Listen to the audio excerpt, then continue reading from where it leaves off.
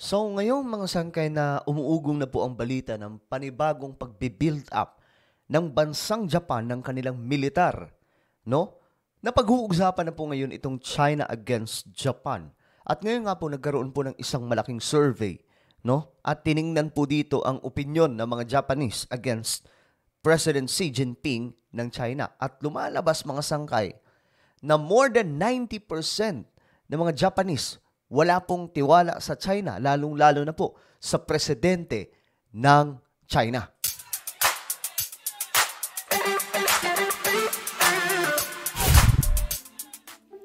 Magandang oras po sa lahat ng ating mga kababayan mula sa Luzon, Visayas, Mindanao, Sabah at maging sa ating mga kababayan na nasa iba't ibang bansa. Okay, pag-usapan po natin itong mga sangkay dahil matinding usapin nito, itong Japanese ay mukhang magbi-build up na po ng kanilang militar at napakaano na ito mga sangkay, makasaysayan kasi for many decades, no, ang Japan ay hindi po talaga nag-build up ng kanilang militar since World War II. Kaya ang tawag sa kanilang militar self-defense lamang po. Pinagbabawalan po talaga sila mga sangkay. Instead na magpalakas, dinoble down pa po nila mga nakaraang taon ng pagpapababa ng kanilang puwersa.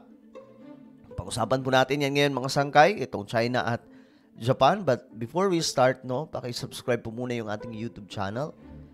Sa mga hindi pa po nakakapag-subscribe dito, ayan po, 1.19 million subscribers na po tayo. Parami po tayo ng parami dito sa YouTube.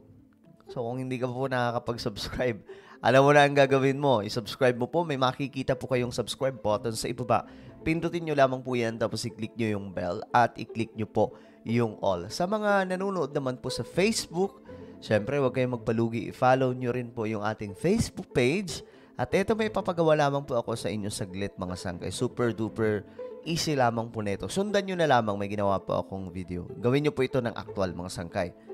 Okay, so habang kayo ay nanonood ngayon, no, i-check nyo sa inyong mga cellphone, may makikita po kayong tatlong tuldok sa itaas ng video ko. Okay, sa video na to mismo pinapanood nyo. So ang gawin nyo, pindutin nyo po yung tatlong tuldok sa bandang itaas ng video na to na pinapanood nyo. Then may lalabas po dyan na show more or plus. Pindutin nyo po yung show more or yung plus. Then, ayun na po yun mga sangkay. Ganun lamang po kadali. I hope na nasundan nyo po mga sangkay, no? Ngayon, ito na nga po. Pag-usapan po natin ito. Itong Japan at China. Nagiging malaking usapin tuloy ito ngayon mga sangkay. Ito po ang balita ngayon. Kabado kasi talaga ngayon ng China dahil po sa Japan. Para po sila may trauma. 92% daw po na Japanese kinukonsidera na ito si Xi Jinping ng China ay isang threat sa kanilang bansa. Alam nyo na, China, mga sangkay, ngayon pa lang, mainit pala kayo sa mata ng Japan. Now, Pakistan's all-weather friend, China, has become a nuisance for most of its neighbors. Take Japan, for example. Today, 92% of the Japanese consider China a security threat. So much so that a majority of the population supports an increased expenditure on security. Our next report telling you more. Grabe, no? 92%. So, kung ganito na kadami pala yung walang tiwala sa China, sa bansang Japan, nangangahulugan na itong military build-up ng Japan ay posibleng maghahanda laban po sa China. At alam niyo mga sangkay, ang Japan po ay siguro matatawag po, pag-usapan po natin ito next time. But for me, ang Japan po yung sleeping giant. Kasi ito po sila mga sangkay, 'di ba? Sila po yung malakas during World War II. Isa po sila sa malakas noon. Kaya nga kinailangan na pong gamitan ng Amerika ng pambihirang nuclear at that time para lamang po tumigil na po itong Japan. So, after ng war, mga sangkay, naging mabait na po yung Japan, yung kanilang culture na bago. I mean, yung kultura po nila mga sangkay, naging ano talaga sila, kung mas down to earth sila noon, mas down to earth sila ngayon. Kita nyo yung Japan mga sangkay. Isa po sa pinaka-disiplinadong bansa. Kapag mayroon pong mga event sa ibang bansa, tapos andun yung mga Japanese, sabay-sabay po silang naglilinis. Ganyan po yung mga taga-Japan. Pero hindi po yan ang topic natin. Tuloy natin. A recent survey found that 92% of Japanese consider China a security threat. But are you really surprised? It's China we are talking about, an aggressor in chief. The annual survey was carried out by a newspaper. A year ago, 86% respondents said China was a security threat to Japan. It was 81% in the previous year. The graph is steadily rising, as is Chinese aggression. So lumalala pa pala mga sangka itong duda. Ano ba tawag nun? Yung kawalang tiwala nitong mga Japanese sa China, magkadikit lang po sila mga sangkay. To top that, Russia's invasion of Ukraine changed a lot in Asia. It made it sit up and take notice. It also made people realize that China could be walking down the same road. It could be taking a cue from Russia and invading Taiwan. Okay. So, yan po yung naiisip nila mga sangkay na itong China, pwedeng gawin ang kagaya ng ginawa ng Russia. Pwedeng gawin yung may gawa sa mga bansa, mga sangkay na kaalyado ng Amerika. Pwede nilang gawin sa Taiwan, Pilipinas, lalong-lalo na po yung Japan. Ngayon, tingnan kaya natin mga sangkay, yung mapa ng Japan at China.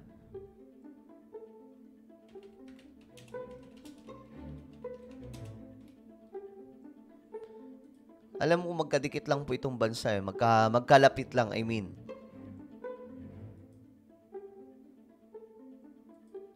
Ito lang mga sangkay. Ito yung Japan, ito yung China. Magkalapit lang po silang bansa. Mas klaro pa ba dito?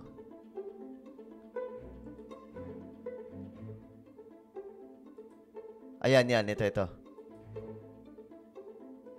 Ayan, magkalapit lang po silang bansa. Ito yung Japan.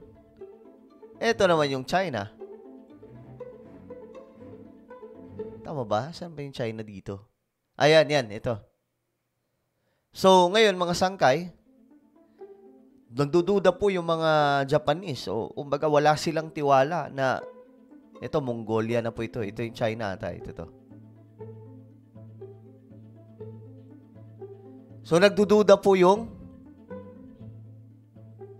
Japan na baka may gawin itong China nang hindi nila alam. Kaya ngayon mga sangkay, itong military build-up nila, possible po talaga pagre-ready po ito against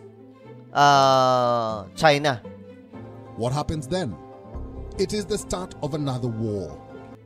One that is almost certain to draw in the United States. Japan is just a few hundred kilometers away from Taiwan. Diba? Sobrang lapit sa Taiwan, sobrang lapit sa China. To top that, it is a US defense ally. Tokyo is bound to get drawn into this war, which is why pacifist Japan has decided to start spending more on national security. Tokyo plans to increase defense-related spending to 43 trillion yen by 2027. That is about $283 billion US dollars. Grabe. And guess what? 71% of Japanese are actually in favor of improving the country's military capacity. Nako po. Majority halos. Super majority, I mean. Pabor sila na mag-military build-up na ulit yung Japan. Kabahan na po talaga yung China dito. Then, there's also the question of economic security. 90% of Japan's fuel and gas comes in via sea. What happens when the sea lanes are on fire? Ito, Pilipinas na.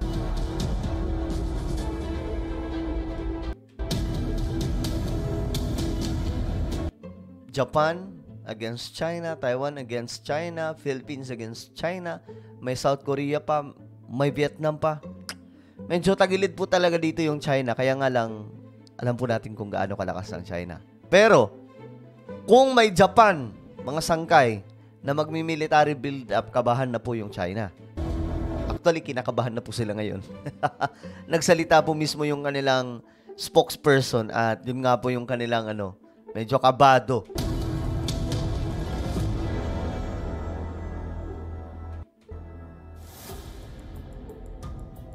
China has pledged to take Taiwan by diplomacy or by force. China views Taiwan as part of its territory, and Chinese leader Xi Jinping wants to achieve what his predecessors have not been able to, which is to bring Taiwan under China's control. It's not just a flare-up in the Taiwan Strait that Japan is concerned about. There are other flashpoints in the waters around Japan. Few hundred kilometers away is the Philippines. Ayun na. Tayo na yan, mga sangkay. Kumbaga, yan din po yung concern ng Japan. Face-off between the Filipino Coast Guard and the Chinese Coast Guard has become the new normal. Chinese boats have been harassing, bullying, water cannoning Filipino Coast Guard. Buti binabanggit ng international media, no? Itong ginagawa ng China, yung bullying, yung panghaharas nila sa mga Pilipino dyan sa ating teritoryo. And we supply boats. It's all happening near the second Thomas Shoal. This is where the reef is, 200 kilometers from the island of Palawan. Palawan. China claims the shoal, and it totally disregards the fact that the reef falls actually within the Filipino EEZ, which is the exclusive economic zone. In fact, it is the threat of China that has driven Japan to work much more closely with the US and the Philippines. The three countries recently held their first joint naval exercise in the South China Sea. All eyes are now on Washington, D.C. Later this week, Japan's Prime Minister Fumio Kishida will be meeting US President Joe Biden and Philippine President Ferdinand Marcos Jr. at the White House. No points for guessing. China will be on their mind. To stay up to speed. Okay. So ano sa tingin nyo mga sangka itong build-up ng military ng Japan? Ito ba ay paghahanda laban sa China? And we all know how powerful this country, itong Japan. Ito po yung, for me, sila po talaga yung sleeping giant eh. Kasi sila po yung giant sa Asia during that time, World War II. Then ang nangyari mga sangkay, natulog na mahabang panahon dahil nga po sa kanilang pagkatalo at that time. Subalit, mga sangkay, eto na naman. Kaya nga lang, iba na po ito. Kung noon, sila po yung masama at that time ng World War II, ngayon naman mga sangkay, kakampi po sila ng kanilang mga kalaban noon. Which is, ito po ay Philippines and United States of America. But again, ayaw po natin ng digmaan mga sangkay. Masalimuot po yan. But what do you think itong military build-up ng Japan? Comment nyo sa ibaba ang inyong mga opinion. And now guys, I invite you please subscribe my YouTube channel, Sangkay Revelation. Hanapin nyo na lamang po ito sa YouTube. Okay? Kapag nakita nyo na, i-click nyo po yung subscribe, i-click ang bell, at i-click nyo po yung all. Ako na po yung magpapaalam. Mag-iingat po ang lahat. God bless everyone.